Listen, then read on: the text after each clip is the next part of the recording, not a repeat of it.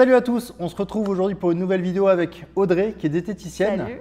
Qui va nous parler un petit peu de ce qu'elle fait et elle va répondre à quelques questions que vous nous avez posées sur Instagram principalement.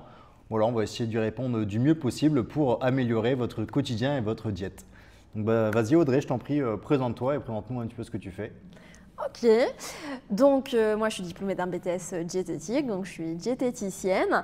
J'ai ouvert un centre d'amincissement en Tunisie et en parallèle je suis diététicienne en ligne spécialisée en perte de poids. Donc j'accompagne les personnes en ligne, mais c'est vraiment un accompagnement, c'est-à-dire que je ne fais pas juste un bilan diététique et je vous laisse, non, c'est un accompagnement avec des appels de suivi au moins toutes les 2 semaines, au mieux une fois par semaine. Vous avez accès à une application pour vraiment un suivi quotidien, vous pouvez me poser les questions quotidiennement. C'est vraiment un suivi rapproché et privilégié que je propose pour accompagner vraiment les personnes dans toutes les problématiques qu'elles peuvent avoir par rapport à leur perte de poids.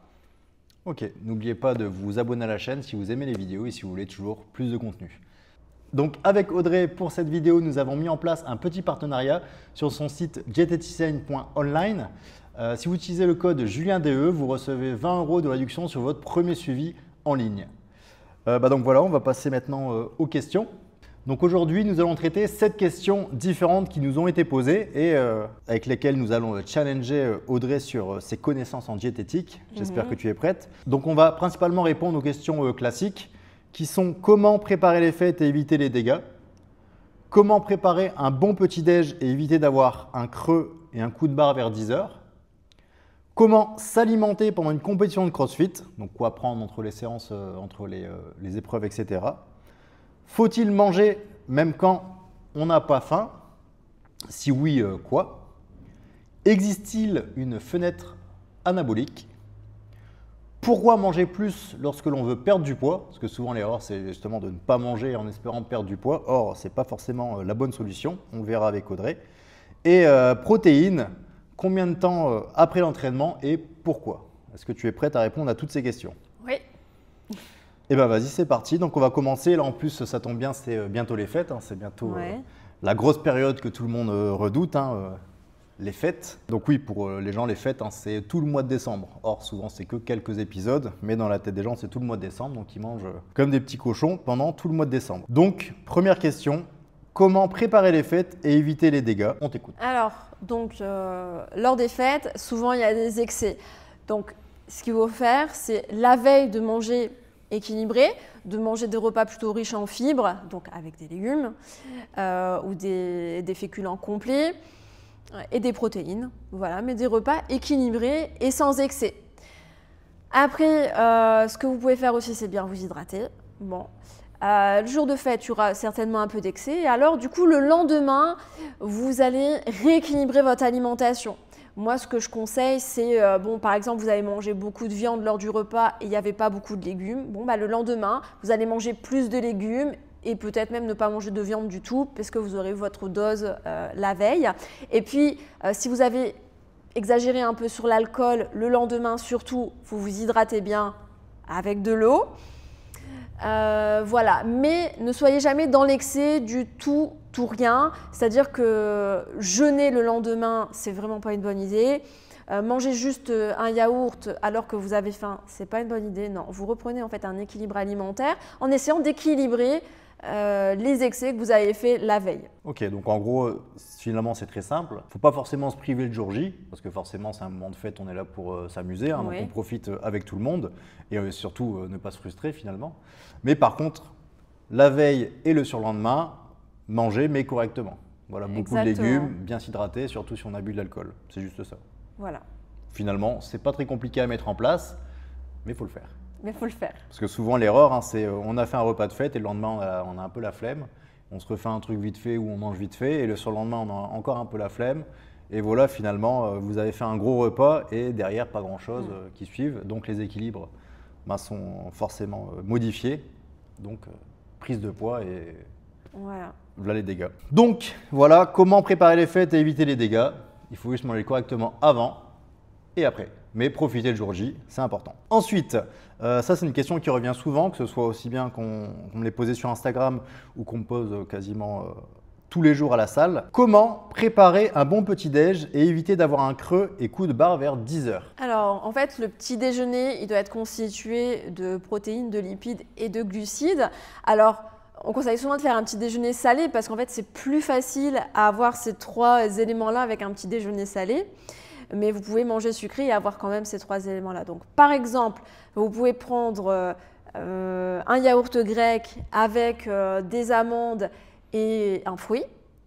Dans ce cas-là, ce sera plutôt pas mal. Vous pouvez prendre du pain complet avec du beurre de cacahuète 100%, donc vous aurez des glucides, des bonnes lipides, et prendre, pareil, un yaourt grec ou un fromage blanc ou un skyr avec. Ou sinon, un petit déjeuner salé, un sandwich avec pain complet, omelette ou tranche de jambon de dinde avec des crudités. Voilà, il y a plein de possibilités, mais il faut avoir ces trois éléments-là. Avoir ces trois éléments-là, ça va vraiment vous permettre d'être calé normalement jusqu'au repas. Après, il y a d'autres possibilités parce que tout le monde n'a pas faim en se réveillant. Vous pouvez prendre un petit déjeuner un peu décalé, ça, il n'y a pas de souci. Et surtout, vous respectez votre faim, c'est-à-dire que si vous avez beaucoup faim, il faudra peut-être manger un peu plus. Il y a des personnes qui vont manger en petite quantité, mais c'est OK aussi. Ça dépend vraiment de chacun. Voilà, ce que je voulais dire, c'est que ce qu'il faut éviter pour ne pas avoir cette faim de 10 heures, c'est tout ce qui est très sucré, qui du coup vont engendrer un pic glycémique avec une fatigue en plus de la faim vers 10 heures. Ça va être les céréales industrielles, type céréales pour enfants, là c'est super sucré, ou alors de prendre un pain au chocolat avec un grand verre de jus d'orange industriel, encore pire, du pain blanc avec de la confiture généreusement étalée sur le pain blanc. Voilà, tout ça, ça va engendrer des gros pics glycémiques qui vont engendrer de ce fait un creux à 10 heures. Donc ça, par contre, c'est déconseillé. Ok. Donc ouais, finalement, c'est toujours avoir cette répartition protéines, glucides, lipides. Et par exemple, quel conseil donnerais-tu à quelqu'un qui ne peut pas s'empêcher de boire son verre de jus d'orange? Pour lui, pour l'instant, c'est impossible à modifier. Comment tu l'aiderais à lui donner une modification de son petit-déj tout en gardant pour le moment son verre de jus d'orange? Ouais. Et bien dans ce cas-là, il peut prendre une orange et presser son orange. Comme ça, on est sûr qu'il n'a pas dépassé la quantité de jus d'orange d'un fruit. Parce que le problème quand on se verse un verre de jus d'orange, bon, déjà certes, un verre de jus d'orange industriel, il a perdu énormément de ses vitamines, il n'a plus beaucoup de fibres, mais en plus de ça, c'est qu'on se sert un grand verre et en fait, finalement, c'est 5, 6, peut-être même 7 fruits, alors que dans une journée, généralement, selon les personnes, on a besoin de 2, 3, pas plus. Donc là, il a déjà plein de sucre, sans les vitamines, sans les fibres, c'est un peu dommage. Mais en se pressant une orange, du coup, il aura un jus d'orange, donc il aura quand même son plaisir, mais sans dépasser les glucides d'un fruit. Et en plus, il aura les fibres et les vitamines. Ok, très bien. Et dernière question par rapport à ça, par exemple, quelqu'un qui mange tous les matins une tartine avec du Nutella, qu'est-ce qu'il pourrait rajouter pour quand même avoir quelque chose de correct pour, au fur et à mesure, bien évidemment, éliminer du mieux possible le Nutella. Mais qu'est-ce que tu pourrais rajouter à ce petit déjeuner-là pour que ce soit protéines, glucides, lipides et pas là que des glucides, quoi. En fait, dans ce cas-là, ce qui manque, c'est la protéine. Donc, on peut rajouter un fromage blanc, un skyr, comme ça, c'est riche en protéines, ou carrément une omelette, pourquoi pas.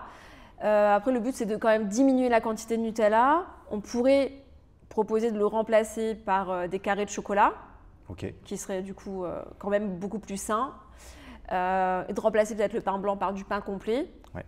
Comme ça, petit à petit, on arrive à un déjeuner plutôt sain. Parce qu'en soi, pain complet avec carré de chocolat et un fromage blanc, bon, ça va. Il manque juste un fruit, mais ça passe.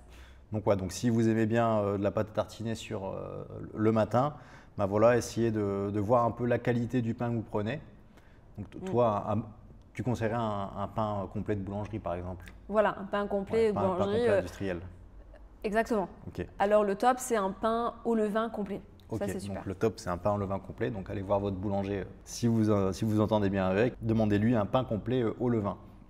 Et donc de ce fait, rajouter plus des carrés de chocolat plutôt qu'une pâte à tartiner. Et avec un fromage blanc ou une omelette. Vous pouvez même faire une omelette avec votre carré de chocolat, vous verrez. Alors des carrés de chocolat noirs plutôt. Oui, Pas du chocolat blanc, parce ça que là, marche pas. j'allais en voir arriver si j'ai pris du Milka et tout.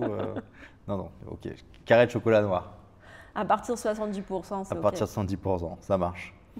Ok, question suivante. Donc ça demande, c'est un peu plus pour ceux qui s'entraînent beaucoup et qui font de la compétition. Ouais. Pour toi, même moi je l'ai vécu en tant que compétiteur, entre les sessions, entre les WOD, entre les épreuves, souvent on a pris une claque, on est crevé, on n'a pas faim, on a juste un peu soif. Toi, qu'est-ce que tu conseillerais de prendre pendant ce type d'épreuve pour pouvoir renchaîner les épreuves? Oui. Donc toi, quelles sont tes astuces pour ça?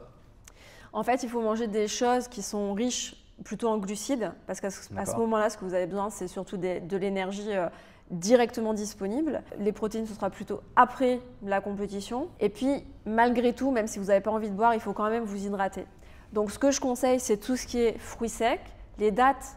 Ça, c'est vraiment super. Raisins secs, figues séchées ou abricots secs, tout ce qui est fruits secs, parce que c'est riche en glucides, directement disponible, et c'est des glucides qui sont très sains. Et après, au niveau de l'hydratation, il faut quand même boire, mais en petite quantité, pour pas avoir l'eau qui remonte aux épreuves suivantes. Donc, toujours en petite quantité, et plutôt avec une solution de réhydratation ou des boissons, des sticks avec des électrolytes pour redonner au corps les minéraux qu'il a perdus. Alors, une astuce maison pour une eau de réhydratation. Si vous n'aimez pas du tout ce qui est industriel, vous pouvez prendre de l'eau, mélanger avec du jus de raisin, 1/3 de jus de raisin et 2/3 d'eau, et rajouter une pincée de sel. Ça peut compenser si vous n'aimez pas tout ce qui est boisson de réhydratation industrielle. Ok. De ce fait, on a une boisson un peu style électrolyte maison. Voilà. Très bien. Donc, pour la compétition, entre les épreuves, comme Audrey l'a dit, bien s'hydrater, mais en petite quantité pour éviter de toute façon d'avoir l'estomac trop rempli, qu'après sur la prochaine burpee, on vomisse. Manger des fruits secs principalement parce que c'est un très gros apporteur de glucides, de sucre direct, chose qu'on a besoin pendant les épreuves de CrossFit, et des sels minéraux avec des boissons type électrolyte, genre Hydratis et j'en passe, ou la version maison avec le sel et le jus de raisin mélangés avec de l'eau. Ok. Question suivante. Faut-il manger même quand, entre guillemets, on n'a pas faim? Et si oui, quoi? Que ça, c'est vraiment une question qui revient souvent. Qui viennent me voir, ils disent moi, de toute façon, j'ai pas faim, donc je mange pas. Alors qu'à un moment donné, ça fait 7 jours qu'elles n'ont pas faim. On entend leur ventre qui gargouille. Bon, c'est qu'elles ont quand même un peu faim, quoi. Juste, elles pensent qu'en faisant ça, elles vont perdre du poids. Donc toi, quelle astuce tu donnerais à ces profils-là, même quand, soi-disant, on n'a pas faim? Quoi manger pour justement éviter de trop stocker et de faire l'inverse? Alors ça, j'ai pas une réponse. Ça dépend vraiment des personnes et de la situation surtout. Il y a plusieurs exemples. En règle générale, il vaut mieux manger quand on a faim. Quand on n'a pas faim, le corps n'a pas besoin de manger. Donc c'est l'idéal, c'est de ne pas manger quand on n'a pas faim. Mais avant tout ça, il faut analyser. C'est-à-dire que c'est vrai que ça fait plusieurs jours qu'on n'a pas faim. Là, il faut se dire pourquoi j'ai pas faim depuis plusieurs jours. Bon, peut-être qu'il y a du stress.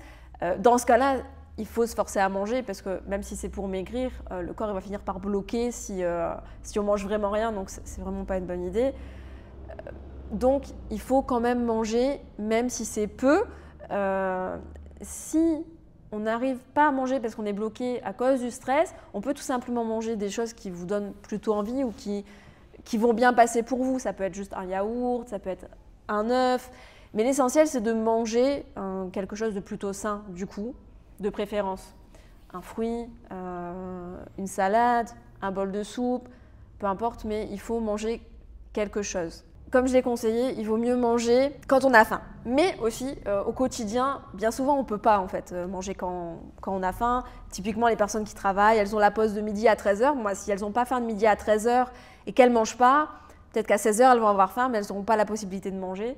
Du coup, dans ce cas-là, elles sont obligées de manger en fait, entre midi et 13h. Un repas équilibré, alors pas trop copieux, peut-être que ce sera une petite assiette, composée toujours de légumes, d'un peu de féculents et d'une protéine, mais ça permettra de ne pas avoir faim au moment où elles ne pourront pas manger. Donc dans ces cas-là, oui, il vaut mieux manger quand on n'a pas faim. En fait, voilà, ça dépend des situations. Oui, ça dépend les situations. Ouais. Je vais te donner un cas concret dont on m'a reparlé il y a pas longtemps, parce que je viens de m'en souvenir. Non, moi, j'ai le cas d'une fille qui me dit tout le temps, moi le soir, je mange qu'une soupe ou je mange pas parce que j'ai pas faim, alors qu'elle fait du sport la journée. De ce fait, elle, qu'est-ce que tu lui conseillerais de faire? Parce que malheureusement, en faisant ça, ses performances sportives, elles se dégradent. Ouais.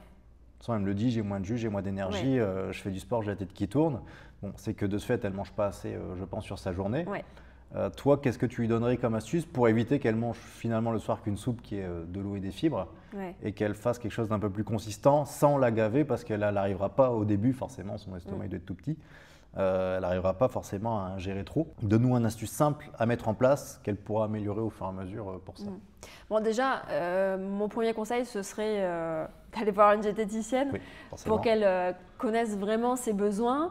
Parce que qui sait, peut-être qu'elle prend un super bon petit déjeuner. Bon, apparemment, ce n'est pas le cas. Mais quelqu'un qui prend un super bon petit déjeuner, qui a un bon déjeuner, et si c'est une femme du petite corpulence, finalement, le soir, peut-être qu'elle n'a pas faim parce qu'elle a couvert ses besoins aux autres repas. Donc, c'est une possibilité. Mais maintenant, si elle fait beaucoup de sport, que ses besoins ils sont quand même importants, il faut vraiment connaître ses besoins pour se dire, voilà, au final, il manque quelque chose avec ce que tu manges le matin et ce que tu manges le midi. Donc, le soir, puisqu'il te manque des protéines, tu peux faire un œuf.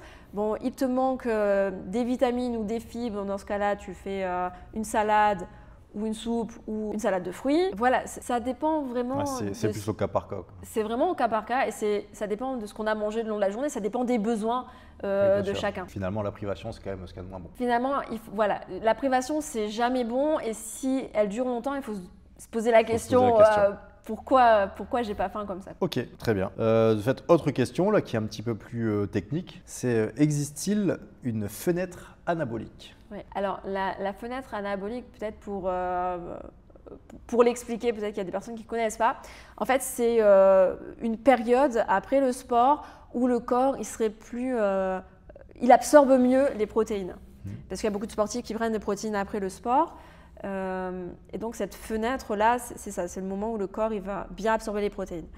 Donc en fait, on dit souvent que c'est 30 minutes après le sport, mais en réalité, ça dure jusque 3 heures. Ça dure 2 à 3 heures après le sport, donc vous pouvez prendre vos protéines même 3 heures après le sport, surtout si vous avez mangé juste avant. Peut-être que les protéines ne vont pas passer tout de suite. Donc 3 heures après, c'est totalement OK. Il y aura vraiment encore l'efficacité. Puis il faut savoir qu'en fait, le muscle il se reconstruit encore 24 heures après la séance de sport. Donc effectivement, il existe une fenêtre anabolique, mais c'est une grande fenêtre, quoi. Oui. Un peu une baie vitrée, quoi. Ok, ça marche. Donc protéines, juste pour ceux qui vont regarder la vidéo, quand tu parles de protéines, ça ne veut pas forcément dire protéines en poudre. On est d'accord, hein, ça veut dire tout type de protéines. Oui, mais alors je pense que les sportifs, ils prennent quand même plutôt les protéines en poudre, mais ouais, c'est tout type de protéines, clairement. Par exemple, si je finis mon entraînement vers 20h et que j'ai mon repas directement après, il n'y a aucun intérêt que je prenne une protéine en poudre. Oui, mais si le repas il est constitué d'une grande escalope de poulet ou de, je sais pas, 3 œufs, voire 4, ouais, effectivement, ça ne va pas être nécessaire. Ok. Mais par contre, si je m'entraîne, voilà, en fait, le plus important, c'est pas les protéines qu'on va prendre après l'entraînement, c'est vraiment de couvrir ces apports en protéines tout le long de la journée. Ok, ouais. C'est surtout ça. Ok. Et ouais, comme je disais là, dans un entraînement, par exemple, je finis mon entraînement vers 14h, j'avais pris mon déjeuner vers 11h peut-être. Là, la protéine en poudre, elle peut être intéressante. Oui. Okay. Mais surtout si on n'a pas le temps à ce moment-là de prendre un repas tout de suite. Okay.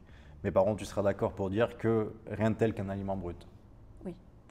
Donc là, surtout, ne prenez pas que des protéines en poudre. Hein. C'est très bien en complément, c'est pour ça que ça s'appelle un complément alimentaire, parce que ça va compléter votre alimentation et ça ne va pas devenir à la place. Donc tant que vous pouvez prendre des aliments bruts, le corps les assimilera beaucoup mieux que les protéines en poudre. Exactement. Donc de ce fait, on a plus ou moins répondu à la question suivante, qui était protéines. Combien de temps après l'entraînement et pourquoi? Donc principalement pour la reconstruction musculaire. De fait, c'est ça? C'est ça, et aussi pour éviter les courbatures. Ok, donc pour éviter les courbatures, donc c'est pour ça quand vous faites une séance, une séance découverte par exemple et que vous êtes complètement courbaturé, le repas qui suit, essayez de manger beaucoup de protéines, beaucoup de légumes et de bons glucides, comme des fruits. Comme ça vous évitera de marcher comme un canard pendant une semaine. Et de ce fait, on arrive à la dernière question, celle qui pour moi, je pense, est le plus intéressante parce qu'on fait souvent l'inverse. On on a pris du poids, voilà, on veut maigrir et de ce fait, on veut toujours manger moins dans l'espoir de maigrir. Je me souviens une fois, il y a même un adhérent qui m'a dit bah oui, mais regarde, si je mange moins, c'est sûr, je vais maigrir, regarde Auschwitz. J'ai dit oui, ok. Alors certes, ils sont tous maigres, mais je ne suis pas sûr qu'ils tenaient le 100 mètres en moins de 10 secondes et qu'ils arrivaient à faire des épaules jetées à plus de 100 kg. Ça, j'en suis un peu moins persuadé. Donc sa remarque était totalement fausse dans le sens où se dénutrir, certes ça fait maigrir, mais ça n'amène pas de la performance. Et nous ce qu'on cherche, c'est être en bonne forme physique et en bonne santé. Donc de ce fait, la question c'était pourquoi manger plus lorsque l'on veut perdre du poids? Alors que souvent on fait l'inverse, on mange moins dans l'espoir de perdre du poids. Voilà. Bon, c'est pas forcément manger plus, mais c'est manger mieux. Manger mieux, ouais. C'est manger mieux et manger surtout selon vos besoins. Faut jamais se comparer aux autres, hein, les besoins de chacun sont vraiment super différents.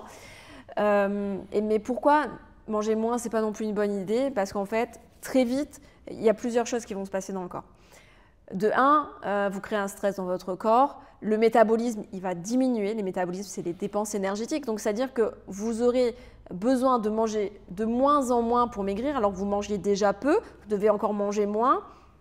Au bout d'un moment, vous ne devez plus rien manger et ça ne marche même plus. Donc, très mauvaise idée. Ensuite, il y a un réflexe très primaire du corps qui est qu'en cas de privation, le corps va très vite stocker en prévision d'une future privation. Donc, c'est-à-dire que dès que vous allez manger quoi que ce soit, même un petit morceau de pain, vous allez prendre 1 kilo, parce que le corps il stocke, vous l'avez privé. C'est un stockage en prévision d'une future privation. Donc, pour toutes ces raisons, c'est vraiment pas la bonne idée parce que sur le long terme, de un, vous ne tiendrez pas. Vous allez reprendre du coup plus de kilos que ce que vous avez perdu. Et en plus, vous allez être de mauvaise humeur. Donc, ça peut engendrer beaucoup de problèmes avec votre entourage. Vous allez vous sentir faible, vous allez choper toutes les maladies qui passent. Donc, vous n'allez pas être bien, ni physiquement, ni moralement. Donc, c'est vraiment pas la bonne idée. Il faut vraiment manger équilibré en fonction de vos besoins.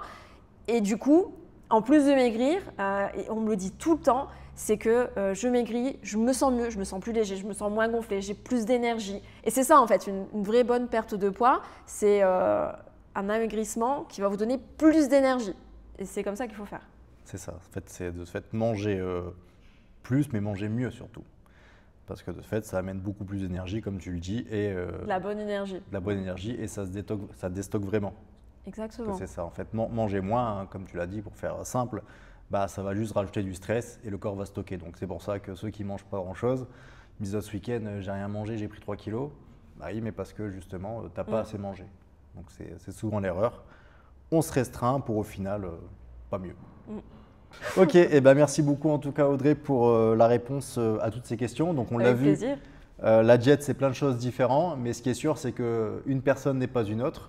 Donc c'est pour ça qu'il existe des diététiciennes comme Audrey pour répondre justement aux besoins de chacun et de trouver les solutions pour faciliter une perte de poids, parce que peut-être que votre voisine elle a fait d'une façon et ça a fonctionné pour elle, mais ce n'est pas cette version-là qui va fonctionner pour vous et ça va peut-être même faire l'inverse. Donc allez voir des personnes compétentes comme Audrey. Vous pouvez aller sur son site internet diététicienne.online pour un suivi et elle vous aidera avec plaisir à trouver une solution pour vous. Si ça vous a plu, n'hésitez pas à vous abonner et on se dit à très bientôt pour une nouvelle vidéo.